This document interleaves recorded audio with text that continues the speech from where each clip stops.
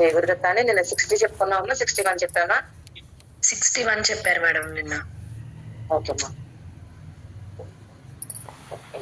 8 శ్లోకాలు చెప్పుకున్నాం. ఓకే అండి. 2వ అధ్యాయంలో 62వ శ్లోకం అండి. ధ్యాయతో విషయాన్ పుంసః. స్టార్టింగ్ లెటర్ దాకి మహాప్రాణతో పాటు అక్షరం ఒత్తుగా కూడా ఒక ఒత్తు కూడా వచ్చిందండి, సంయుక్త అక్షరం కనుక మనం దాన్ని వత్తి పలకాలి. వెనక లెటర్ లేకపోయినా కూడా మనం దాన్ని ధియా అని మహాప్రాణం వినిపించేలాగా దాన్ని వత్తి పలకాలి.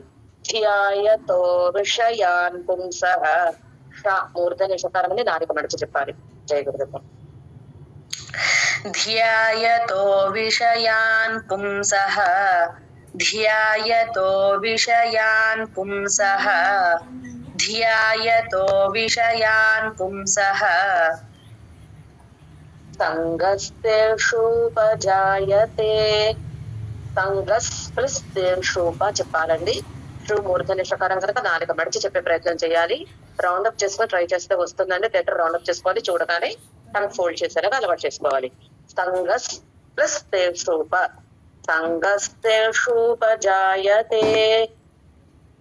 సంగస్తేషూపజాయతే. సంగస్తేషూపజాయతే. సంగస్తేషూపజాయతే. సంగాత్ సంజాయతే కామః. ఇక్కడ ప్రత్యేకించి చెప్పడానికంటూ ఏమీ లేవండి, అన్ని మీకు తెలిసినవే. 0 తర్వాత కాస్త సంగాత్ పెదాలు కలపకుండా చెప్తామండి. సంజాయతే ఆ 0 కూడా పెదాలు కలపకుండా చెప్తాము. సంగాత్ సంజాయతే కామః. ఒక దీర్ఘాన్ని ఎంత టైంలో పలికితే ప్రతి దీర్ఘాన్ని అంతే టైంలో పలకాలని, అంటే 2 మాత్రల కాలంలో మాత్రమే దీర్ఘాక్షరం పలకాలి. 3 లేదా 4 పెట్టకూడదు, అది ఆడుగా అనిపిస్తుంది. మహాప్రాణాలన్నీ ఈక్వల్ గా ఎలా ఉండాలో అలాగా దీర్ఘాక్షరాలన్నీ కూడా ఒకేలాగా పలకాలి. సంగాత్ సంజాయతే కామః. సంగాత్ సంజాయతే కామః. సంగాత్ సంజాయతే కామః. సంగాత్ సంజాయతే కామః. కామాత్ క్రోధోభిజాయతే. కామాత్ క్రో. కామాత్ అని కలపాలండి, రకారం వచ్చింది కనుక లేదా క్రో అన్నది వత్తి పలికితే సరిపోతుంది. క్రోధోభి 2 మహాప్రాణాక్షరాలు పక్క పక్కన వచ్చినప్పుడు అయితే ఒకటి మర్చిపోతూ ఉంటారు, లేదా ఒకటి తక్కువ వస్తుంది, ఒకటి ఎక్కువ వస్తుంది. అలా కాకుండా జాగ్రత్తగా చూసుకోవాలండి. కామాత్ క్రోధోభిజాయతే. కామాత్ క్రోధోభిజాయతే. కామాత్ క్రోధోభిజాయతే. కామాత్ క్రోధోభిజాయతే. ధ్యాయతో విషయాన్ పుంసః. సంగస్తేషూపజాయతే. ధ్యాయతో విషయాన్ పుంసః. సంగస్తేషూపజాయతే. ధ్యాయతో విషయాన్ పుంసః. సంగస్తేషూపజాయతే. ధ్యాయతో విషయాన్ పుంసః.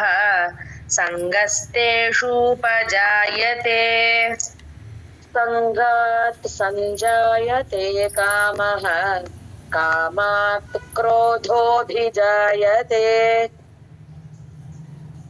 సంగాత్ సంజాయతే కామః. కామాత్ క్రోధోభిజాయతే. సంగాత్ సంజాయతే కామః. కామాత్ క్రోధోభిజాయతే. సంగాత్ సంజాయతే కామః. కామాత్ క్రోధోభిజాయతే. ధ్యాయతో విషయాన్ పుంసః. సంగస్తేషూపజాయతే. సంగాత్ సంజాయతే కామః. కామాత్ క్రోధోభిజాయతే. ధ్యాయతో విషయాన్ పుంసః. సంగస్తేషూపజాయతే. సంగాత్ సంజాయతే కామః. కామాత్ క్రోధోభిజాయతే. ధ్యాయతో విషయాన్ పుంసః. సంగస్తేషూపజాయతే. సంగాత్ సంజాయతే కామః. కామాత్ క్రోధోభిజాయతే. ధ్యాయతో విషయాన్ పుంసః. సంగస్తేషూపజాయతే సంగాత్ సంజాయతే కామః కామాత్ క్రోధోభిజాయతే ధ్యాయతో విషయాన్ పుంసః సంగస్తేషూపజాయతే సంగాత్ సంజాయతే కామః కామాత్ క్రోధోభిజాయతే ధ్యాయతో విషయాన్ పుంసః సంగస్తేషూపజాయతే సంగాత్ సంజాయతే కామః కామాత్ క్రోధోభిజాయతే ధ్యాయతో విషయాన్ పుంసః సంగస్తేషూపజాయతే సంగాత్ సంజాయతే కామః కామాత్ క్రోధోభిజాయతే. జయ గురుదత్త మేడం. జయ గురుదత్తమ్మ. నిన్న చెప్పుకున్నాం కదండి, సస్య ప్రజ్ఞా ప్రతిష్ఠిత 3-4 చోట్ల వస్తుంది, వెనకాల కూడా వస్తుందండి నెక్స్ట్ తర్వాత వచ్చే శ్లోకాస్ లో. సో అక్కడ కన్ఫ్యూజన్స్ ఎక్కువ ఉంటాయి కాబట్టి ఇది ధ్యాయతో విషయార్థంస అన్నది కూడా కన్ఫ్యూజన్స్ లో సి అని పెట్టుకోవాలండి. నెక్స్ట్ 2వ అధ్యాయంలో 63వ శ్లోకం. క్రోధాద్ భవతి సమ్మోహః. ఫస్ట్ స్టార్టింగ్ లెటర్ రకారం అండి. వర్తి పలకాలి. క్రోధాద్ ప్లస్ భవతి, క్రోధాత్ భవతి. 2 మహాప్రాణాలు ఇక్కడ కూడా పక్క పక్కన వచ్చండి, ఒత్తుతో పాటు మహాప్రాణ. సో చాలా కేర్ఫుల్ గా ఉండాలి. సమ్మోహ, మో చెప్పినప్పుడు కూడా పెదాలు బిగించి చెప్పాలి. మాకి మా ఒత్తు ద్విత్వాక్షరం వచ్చింది కనుక అది వత్తి పలకాలండి. హా అనే అక్షరం పక్కన విసర్గ వచ్చింది, విసర్గను ఒకసారి హా పలకాలి, హా అని ఒకసారి పలకాలి. కాబట్టి కొంతమంది ఒకటే పలుకుతుంటారు, విసర్గ లేదా అక్షరం మర్చిపోతుంటారు. అక్కడ ఆ విసర్గని హా అనే అక్షరంలో రాసుకుంటే 2 హాలు పలకాలని గుర్తుండడానికి బాగుంటుందండి. క్రోధాద్ భవతి సమ్మోహః. క్రోధాద్ భవతి సమ్మోహః. క్రోధాద్ భవతి సమ్మోహః. క్రోధాద్ భవతి సమ్మోహః. సమ్మోహాత్ స్మృతి విభ్రమః. సమ్మో, అక్కడ మో అన్నప్పుడు ఒక అక్షరానికి అదే అక్షరం ఒత్తి వచ్చినప్పుడు దాన్ని నొక్కి పలికితే సరిపోతుందని వెనకక్షరంతో కలిపినట్టు. సమ్మో అంటే పెదాలు బిగించి చెప్తే సరిపోతుంది. సమ్మోహాత్ స్మృతి, హాత్ కి తకాలండి. ఈ ప్రయత్నంలో త మిస్ అయిపోతూ ఉంటుంది, చాలా మందికి అది అండర్లైన్ చేసుకోవాలి. సమ్మోహాత్ స్మృతి, సాని అక్షరానికి మా ఒత్తుగా వచ్చి వటరసుడు కూడా వచ్చిందండి. సో ఫస్ట్ ఒత్తు ప్రకారం, ఒత్తు ఉప్పున్న రూల్ ప్రకారం చూస్తే సాని వెనక తాతో కలపాలి. తస్ తర్వాత మాని ఒత్తుగా పలుకుతా, ఒత్తు ఉంది కనుక అక్షరంలో పలుకుతాం కదండి, మాకి వటరసుడు వచ్చినట్టుగా పలకాలంటే మృ తేలిగ్గా, చాలా తేలిగ్గా. సమ్మోహాత్ స్మృతి, సమ్మోహాత్ స్మృతి, ఆటోమేటిక్ అది వస్తున్నట్టే వస్తుంది. జయ గురుదత్తమ్మ. సమ్మోహాత్ స్మృతి విభ్రమః. సమ్మోహాత్ స్మృతి విభ్రమః. సమ్మోహాత్ స్మృతి విభ్రమః. సమ్మోహాత్ స్మృతి విభ్రమః. స్మృతి భ్రంశాద్ బుద్ధినాశః. స్మృ స్టార్టింగ్ లోనే మళ్ళీ సంయుక్తాక్షరం అండి. స్మృ ఇందాక చెప్పుకున్నాం కదా, అదే పలకాలి. స్మృతి భ్రంశ, తిభ్ర కలపాలండి, రకారం వచ్చింది కనుక. స్మృతి భ్రంశాద్ ఇది వరకు ఆల్రెడీ చెప్పుకున్నామండి. 0 తర్వాత సా కానీ మెడికల్ సా కానీ వచ్చినప్పుడు ఆ 0 ఎం అని కంప్లీట్ గా పెదాలు కలిపి పలుకుతామండి. సో అది ఎంలా తెలియాలి. పూల్ గా పెదాలు కలిపి మళ్ళీ ఓపెన్ చేయాలి, క్లియర్ గా ఉండాలి. స్మృతి భ్రంశాత్ ప్లస్ బుద్ధి నాశః, విసర్గ చివరిలో కనుక హా పలకాలి. స్మృతి భ్రంశాత్ బుద్ధి నాశః. స్మృతి భ్రంశాత్ బుద్ధి నాశః. స్మృతి భ్రంశాత్ బుద్ధి నాశః. స్మృతి భ్రంశాత్ బుద్ధి నాశః. బుద్ధినాశాత్ ప్రణశ్యతి. బుద్ధి అది ఈజీనే కదండి, ఒత్తి పలకడం. బుద్ధి నాశాత్ అత్తకారానికి ప్ర కలపాలి, అది పెదాలు బిగించి చెప్పాలి. బుద్ధినాశాత్ ప్రణశ్యతి. బుద్ధినాశాత్ ప్రణశ్యతి. బుద్ధినాశాత్ ప్రణశ్యతి. బుద్ధినాశాత్ ప్రణశ్యతి. క్రోధాద్ భవతి సమ్మోహః. సమ్మోహాత్ స్మృతి విభ్రమః. క్రోధాద్ భవతి సమ్మోహః. సమ్మోహాత్ స్మృతి విభ్రమః. క్రోధాద్ భవతి సమ్మోహః. సమ్మోహాత్ స్మృతి విభ్రమః. क्रोधाद्भवति सम्मोहः सम्मोहात् स्मृतिविभ्रमः स्मृतिभ्रंशात् बुद्धिनाशः बुद्धिनाशात् प्रणश्यति स्मृतिभ्रंशात् बुद्धिनाशः बुद्धिनाशात् प्रणश्यति स्मृतिभ्रंशात् बुद्धिनाशः बुद्धिनाशात् प्रणश्यति स्मृतिभ्रंशात् बुद्धिनाशः बुद्धिनाशात् प्रणश्यति क्रोधात् भवति सम्मोहः सम्मोहात् स्मृतिविभ्रमः स्मृतिभ्रंशात् बुद्धिनाशः बुद्धिनाशात् प्रणश्यति क्रोधात् भवति सम्मोहः सम्मोहात् स्मृतिविभ्रमः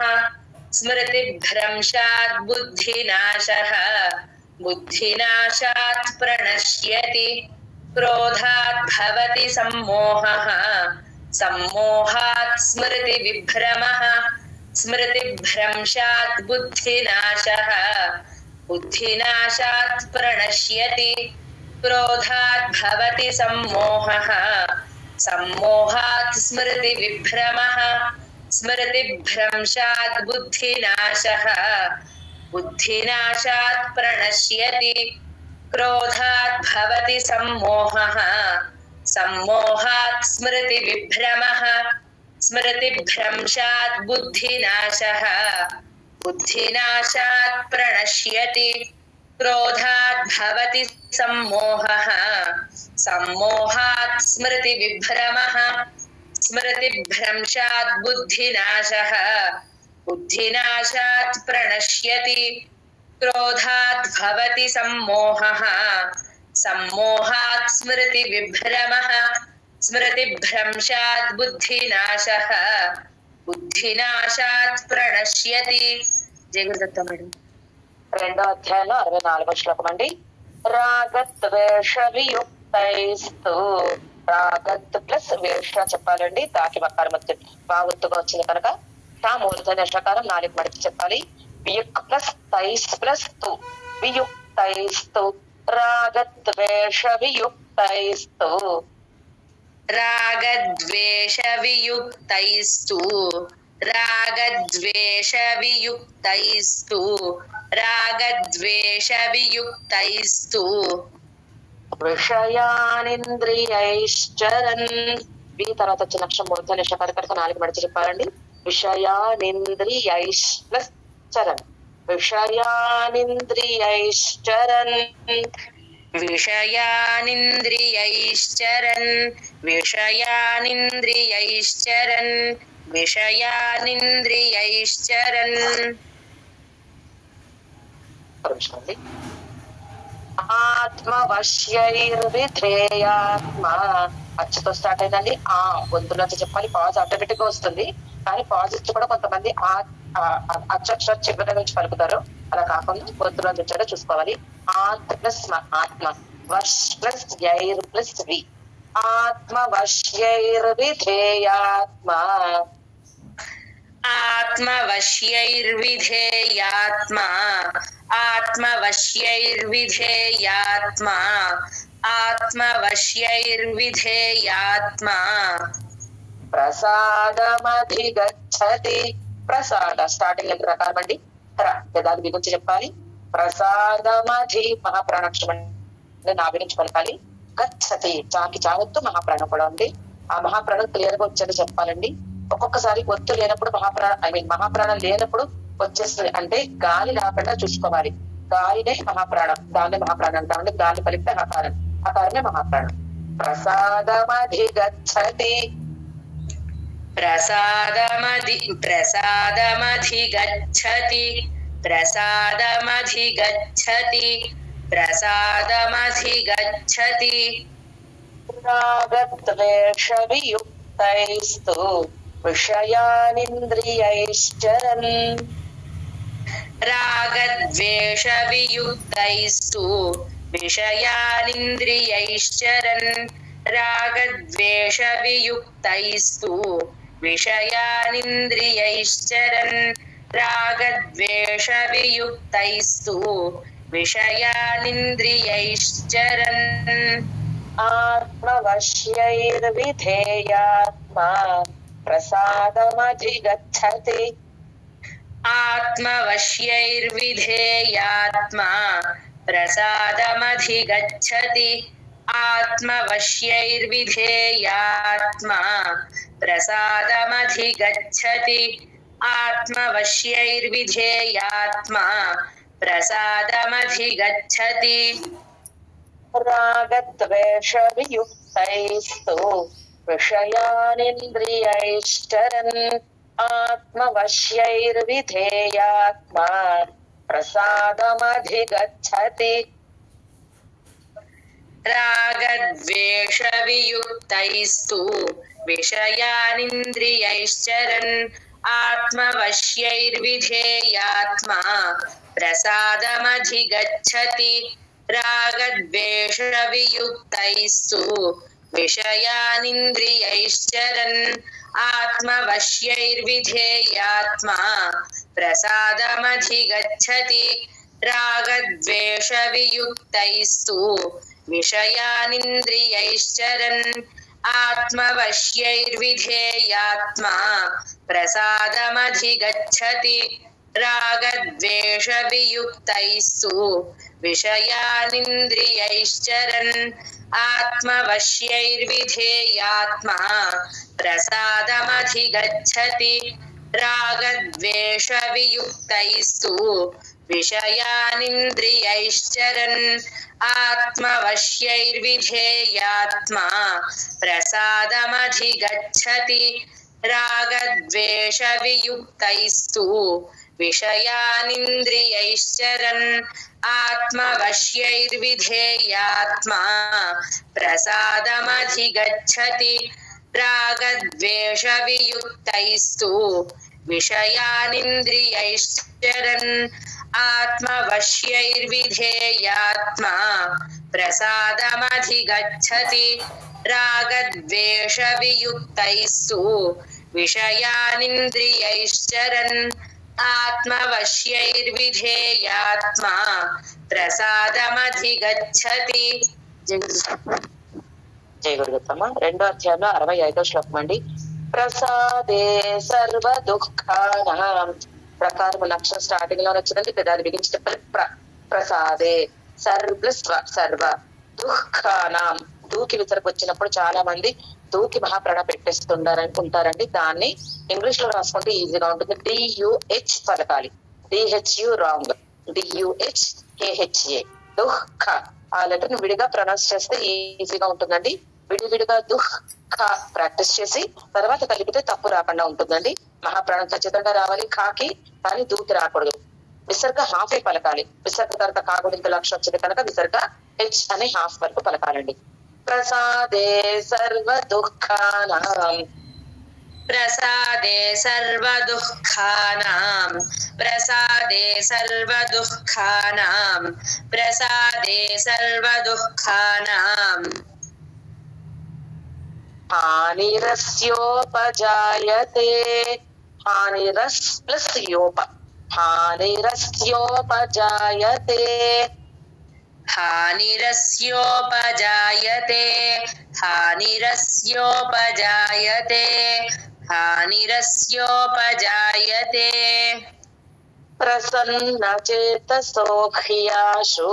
మళ్ళీ second line I mean third పాద కూడా ప్రాతో స్టార్ట్ అయిందండి. పెదాలు బిగించి చెప్పాలి. ప్రసన్న నాకి నాగుతూ దక్షిణ కనుక వత్తి పలకాలండి. ప్రసన్నచేతసోహ్ ప్లస్ యాషు. ఎందుకంటే ఆకి యావత్తు వచ్చింది కనుక సోహ్ అని కలపాలండి. అప్పుడు యా అనేది అక్షరంలో పలకాలి. ప్రసన్నచేతసో హ్యాషు. प्रसन्नचेतसो ह्याशु प्रसन्नचेतसो ह्याशु प्रसन्नचेतसो ह्याशु. కొంచెం ఆశు ఆ దీర్ఘం పెడుతుందమ్మా చూడండి. ప్రసన్నచేతసో హ్యాషు సరిపోతుంది. ఒకరు కట్ చేసి प्रसन्नचेतसो ह्याशु प्रसन्नचेतसो ह्याशु బుద్ధిః పర్యవతిష్ఠతే. దీకి దావత్తు మహాప్రాణ విసర్గ 3 ఉన్నాయండి, చూసుకోవాలి. బుద్ధిః విసర్గ తర్వాత పాపనికల అక్షరం వచ్చింది కనుక ఎఫ్ పలకాలండి. బుద్ధిః పర్ ప్లస్ య పర్య పర్యవతిష్ ప్లస్ ఠతే. అష మూర్ధని షకారం అని 4 మడిచి చెప్పాలి. కింద ఉన్న ఒత్తు మహాప్రాణాక్షరం ఒత్తు ఠ కాబట్టి ఆ ఒత్తు కూడా క్లియర్ గా వచ్చేలా చూసుకోవాలి. బుద్ధిః పర్యవతిష్ఠతే.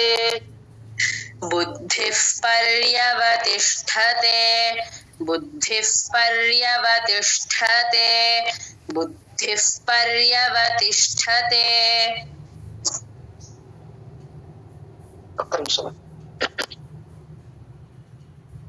ప్రసాదే సర్వ దుఃఖానాం హానిరస్యోపజాయతే. ప్రసాదే సర్వ దుఃఖానాం హానిరస్యోపజాయతే. ప్రసాదే సర్వ దుఃఖానాం హానిరస్యోపజాయతే. ప్రసాదే సర్వ దుఃఖానాం హానిరస్యోపజాయతే. ప్రసన్నచేతసో హ్యాశు బుద్ధిః పర్యవతిష్ఠతే. ప్రసన్నచేతసో హ్యాశు బుద్ధిః పర్యవతిష్ఠతే. ప్రసన్నచేతసో హ్యాశు బుద్ధిః పర్యవతిష్ఠతే. ప్రసన్నచేతసో హ్యాశు బుద్ధిః పర్యవతిష్ఠతే. ప్రసాదే సర్వ దుఃఖానాం హానిరస్యోపజాయతే. ప్రసన్నచేతసో హ్యాశు బుద్ధిః పర్యవతిష్ఠతే. ప్రసాదే సర్వ దుఃఖానాం హానిరస్యోపజాయతే. ప్రసన్నచేతసో హ్యాశు బుద్ధిః పర్యవతిష్ఠతే. ప్రసాదే సర్వ దుఃఖానాం హానిరస్యోపజాయతే. ప్రసన్నచేతసో హ్యాశు బుద్ధిః పర్యవతిష్ఠతే. ప్రసాదే సర్వ దుఃఖానాం హానిరస్యోపజాయతే. ప్రసన్నచేతసో హ్యాశు బుద్ధిః పర్యవతిష్ఠతే. ప్రసాదే సర్వ దుఃఖానాం హానిరస్యోపజాయతే. ప్రసన్నచేతసో హ్యాశు బుద్ధిః పర్యవతిష్ఠతే. ప్రసాదే సర్వ దుఃఖానాం హానిరస్యోపజాయతే. ప్రసన్నచేతసో హ్యాశు బుద్ధిః పర్యవతిష్ఠతే. ప్రసాదే సర్వ దుఃఖానాం హానిరస్యోపజాయతే. ప్రసన్నచేతసో హ్యాశు బుద్ధిః పర్యవతిష్ఠతే.